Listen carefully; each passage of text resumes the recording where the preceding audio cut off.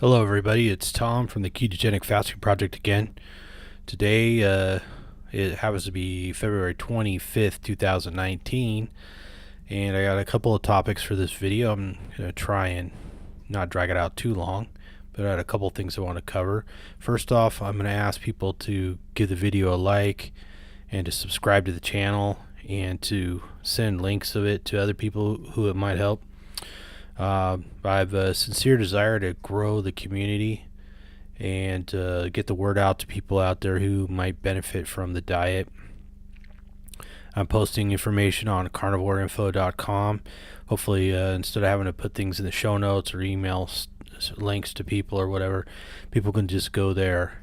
But you can see some other references on my handy little information card here.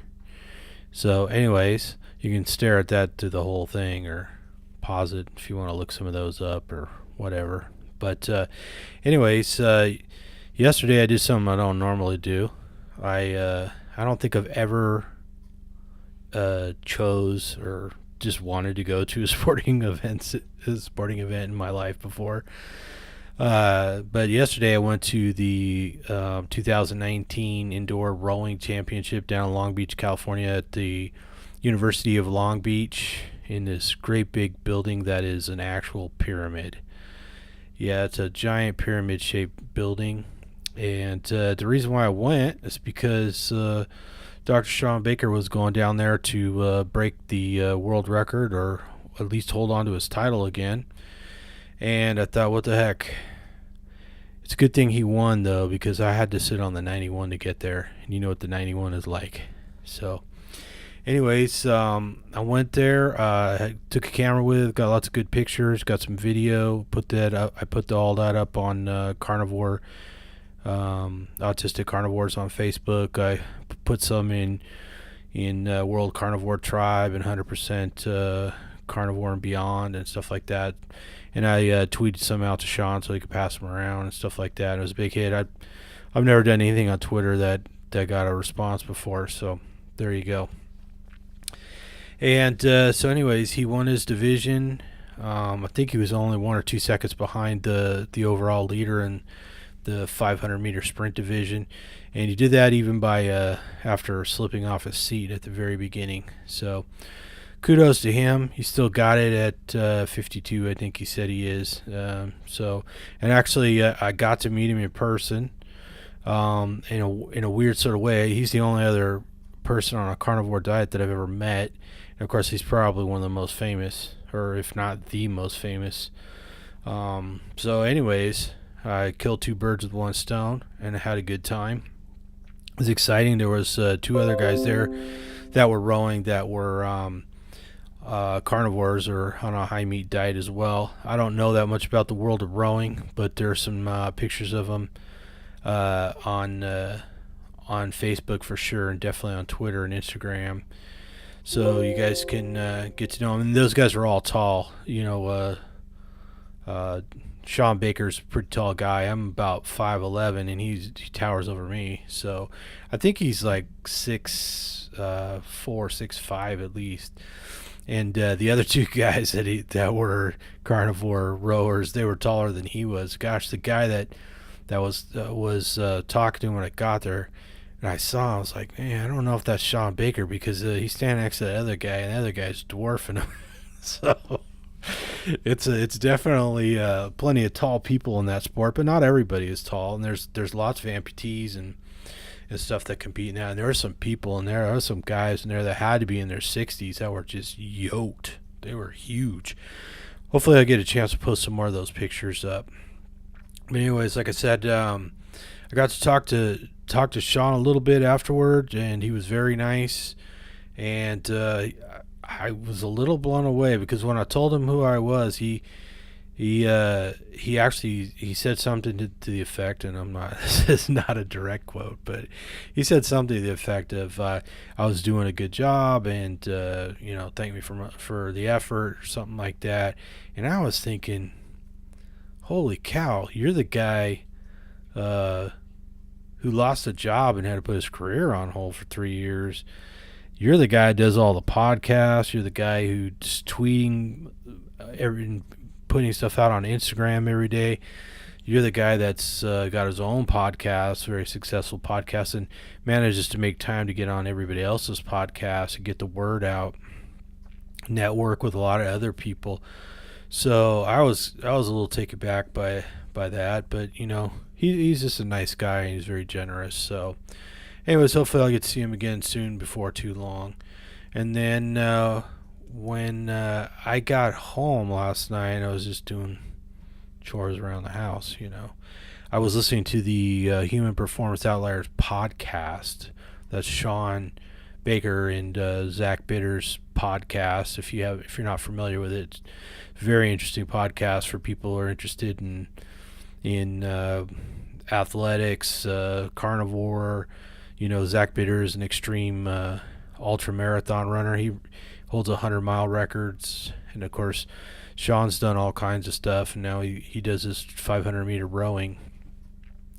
So anyways, I was listening to their podcast number 83, and they do some question and answers from the fans. And so anyways, they got around to answering questions that I had sent in. I kind of trickled them in over a long period of time because, the first time I sent in a question was probably sometime last year, but they only can do so many at a time. So anyways, they happened to get to mine. So not only did I make Shawn Baker yesterday, but I listened to the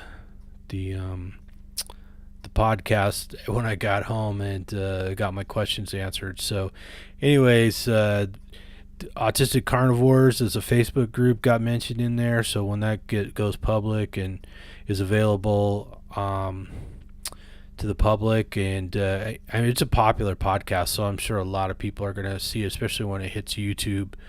Right now it's behind a paywall on Patreon, and so if you're a Patreon member, you get to hear that stuff early. So I got to hear it a little early, but I'm sure it'll be out in the next week or two, and then I expect to see a pretty good bump there on Autistic Carnivores. Hopefully we'll get some more families in. We get some more high-functioning adults. We get some more parents, grandparents, practitioners, and the like in there, and hopefully we can grow this community some more. So I'm looking forward to that too. So anyways, yesterday was a big day for me, and I think that podcast will be a big bump for our budding community. But I wanted to say a little something about our culture in general, and about I know this is a little deep in the weeds, but I bring this up in Facebook groups all the time because I think people don't realize that certain subjects have already been charged so that they're polarized. Things like vaccination. My personal take on vaccination is that there's probably something in vaccines that increases autism or makes it more severe in some cases. I don't think it's the sole cause. I don't think it's I'm sure autism existed before vaccinations. I'm sure people who have never been vaccinated can be autistic. It's nothing like that. But I think some of the vaccines should be reviewed for safety, and perhaps some of them should be given maybe in a broader spread of time. But anyways, that's not really what the video is about. But the thing is, you try and bring up a subject like that, and it's so polarizing, people don't even want to discuss it. And I think the same thing's true about meat. The same thing's true about plant-based diet. We're encouraged to think that plant-based diet is a positive thing, and eating meat is a negative thing, and it permeates our culture, and it has for a long time. So I think a lot of these same sort of trigger words are part of our culture. They're certainly prevalent in online media, magazine articles, billboards, advertising, you name it. So, in our culture, particularly in the West, men tend to be bad, maybe not the men but men in general are bad and responsible for all the bad things in history, let's say. Or Americans are bad. People always like to beat up on Americans, and you're actually encouraged as an American to look down on America, right? As though everything is all the same and everything needs to bear equal weight. Humans are bad. Humans are ruining the planet. Humans torture animals. Humans torture each other, enslave each other. There's always this pressure to be negative, to be anti-human. And meat is murder. These are all plays on our emotions. These are all triggers. These are all attempts to control how people speak, which consequently are designed to control how people think. There's a lot of virtue signaling going on. There's a lot of like, oh, well, I eat mostly vegetables, or I'm a vegan, and so I'm superior.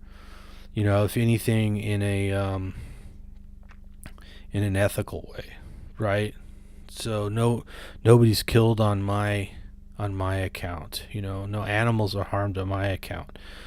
Which I understand if people feel that way, but to go out and to make other people feel guilty, or to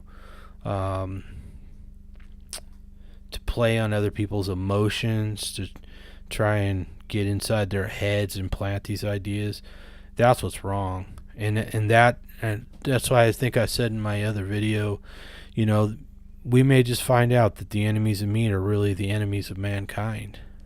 So anyways, I like to point this out so that when people are on social media, they don't get triggered so easy. People need to realize that stuff's already been planted, and we've heard it. If you're as old as I am, and you've been hearing this for decades. I think the first Earth Day wasn't that long before I was born. And that this has grown ever since. So anyways, I just wanted to put that out there that, for me, being on a carnivore diet or a meat-heavy diet or almost exclusive meat diet is really about health. It's about feeling better. It's about not having arthritis. It's about getting rid of psoriasis. It's about getting rid of anxiety. And I think we need to do all we can just to let people know that in spite of all these social pressures and all this virtue signaling, that this is an option for people, that being on a meat diet can be healthy, and probably is the most healthy. In fact, I think our diets really are meat diets, and when it comes to eating plants, it's really about how much that individual can tolerate and which plants that individual can tolerate. So anyways, that is the subject of today's video, and anyways, it was great meeting Shawn, and hopefully I'll get to meet him again. Hopefully I'll talk to him soon. And Zach, if you happen to watch this, thanks for the help looking for shoes. And I got a picture of Shawn out there at that competition, and I think he might have snaked a pair of your Ultra running shoes, because it looked like he was wearing some of those shoes I looked at the store the other night. So anyways, I'll send you a photo.